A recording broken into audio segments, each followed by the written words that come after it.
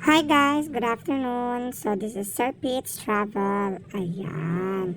So welcome to my vlog.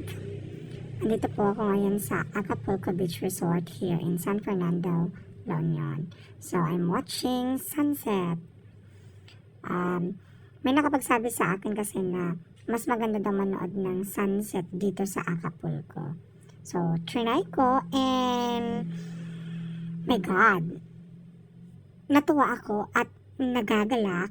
Oh my God. Kasi ang ganda. As in, hindi ko lubos akalain na ganito pala siya kaganda. 100% po siyang maganda. As in, I love it. Ah!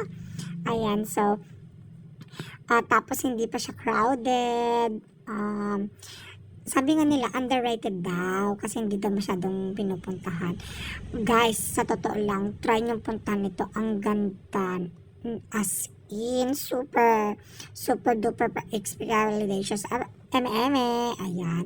So, try nyo kaya guys, para at least kahit papano, yung mga kalungkutan nyo, yung kung gusto nyo mag-unwind, perfect spot po ang Acapulco.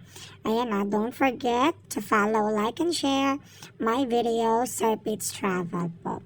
Ayan, for more gala. Thank you. Bye-bye. Ganun. Anya kayo nga.